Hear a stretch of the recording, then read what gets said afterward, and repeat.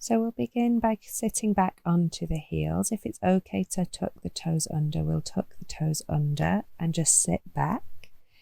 If that's uncomfortable, you can just lean the weight slightly forward and pop the hands down. Otherwise, sitting back, tucking the toes and just stretching through the soles of the feet.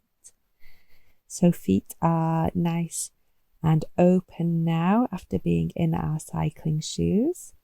So just giving them a nice stretch and then maybe untucking if you like as we come into the shoulders. Rolling shoulders, then interlacing hands, pressing palms away and up to the ceiling. And then interlacing behind the back and opening up through the front body. So when we're on our bike, we tend to be quite hunched over and close through the front body. So we're going to release and open through the chest, through the shoulders, through the upper back. So we'll grab our strap, take it slightly wider than shoulder distance, bring the hands up over the head, and then just maybe widen the hands and bring it behind the back. Inhale, come back through center. Exhale, come forward. Inhale, come back up, and exhale, behind. So just moving with your breath, the hands as wide as you like onto the strap. Maybe you walk them down slightly and just see if that intensifies the stretch slightly, but just going anywhere you need to feel that nice openness through the shoulders. Breathing, allowing everything to open, keeping the ribs tucked in, the chin tucked towards the chest. And then popping the strap to one side and we'll come down onto all fours. So shoulders, wrists in line, hips and knees, and a few rounds of cat-cow. So we inhale, arch the back, raise the head, raise the tailbone, exhale, round the back, push the floor away. Inhale, arch, exhale, round. Inhale to arch and exhale to round. So moving with your flow of breath. And being as expressive as you like, going as deep as you like into the movements. Then we'll walk hands forward and drop the chest and chin, maybe the forehead down to the mat. Keeping the legs as they are into Anahata. So again, deep opening through the chest, through the shoulders. If you want to bring it into the triceps, you can bring the hands into prayer. And then maybe bring the hands to the base of the neck. And then that'll just bring that stretch into the upper arms as well. Just going wherever you feel. Then when you're ready to press up, we'll press our way up and back into a child's pose. So reaching through the fingertips, reaching the hips back and the crown of the head forward. So the whole of the spine is really nice and long. Space between each vertebrae. And then when you're ready, we'll tuck toes and press up and back to downward facing dog. If you like, you can pedal one foot and the other, bending into one knee and the other knee. Getting into the backs of the legs, into the hips, into the hamstrings, the calves. And then when you're ready, we'll just come to stillness in down dog. Spine is long. And we'll walk the hands back towards the feet, rest the belly onto the thighs and grab the opposite elbows. And just let the upper body hang down. So again, we're finding that length through the back body.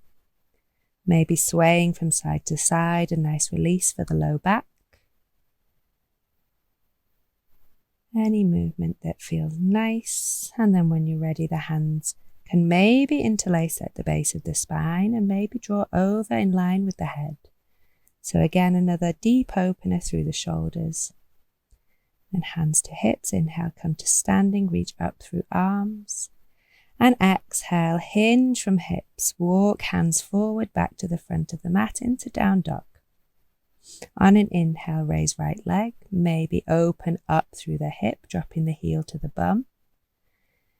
And then on an inhale, stepping right foot forward in between hands, coming into runner's lunge. Finding nice centered weight, reaching back through left heel. Nice long line from the left heel to the crown of the head. And we'll drop the left knee, we'll rise up into Anjaneyasana. If it's okay, you can sink the hips down, or if you need to just come up slightly, doing so. Just going wherever feels comfortable and wherever you feel a nice stretch into the front of that left leg. So left quad and hip flexor. On an exhale, we'll come forward into half Hanumanasana, straightening right leg, flexing right toes back, spine staying nice and long. And then rebending right knee, left hand planted, right hand reaches up on an inhale. Twisting through the spine, you can maybe untuck the left leg.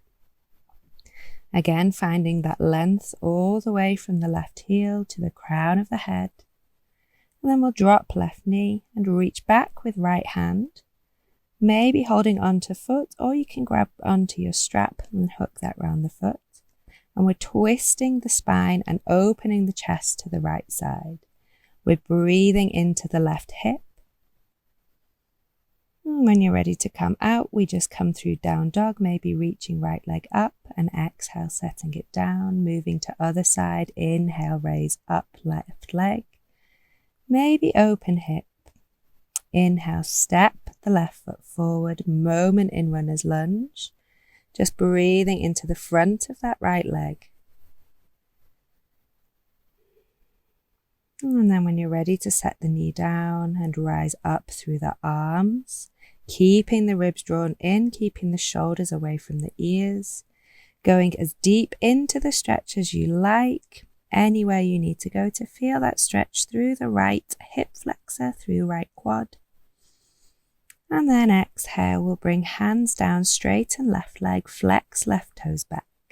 Half Hanumanasana, breathing into left hamstring now. A few deep breaths. And then we'll rebend left leg, right hand down, inhale, left hand up, twisting through spine. If it feels natural to tuck the toes and reach through the right heel, you can do so. Or just keeping right knee down. And then when you're ready, we reach back with the left hand for the right foot, holding on or with the strap, twisting the spine open to the left side. So we're opening through the chest. We're breathing into the front of the right leg and feeling lovely and open through the whole of the front body. When you're ready to come out, left hand comes down. We can bring the left leg up and stretch, and then plant down into down dog. Just looking forward to the hands, walking feet forward. Inhale, lengthen spine. Exhale, fold. Maybe interlace and bring the hands over in line with the head. Again, nice and open through shoulders, if that's okay. And then we'll bend the knees, make our way down onto the mat. We'll set up for a supported bridge. So we'll grab a block or a cushion and just place it at the base of the spine. So any height, just any openness you need. Let the arms fall down, keep the knees in line with the hips, and breathe into the whole of the front body. So we're opening through our hips, through our abdominal muscles, through our chest.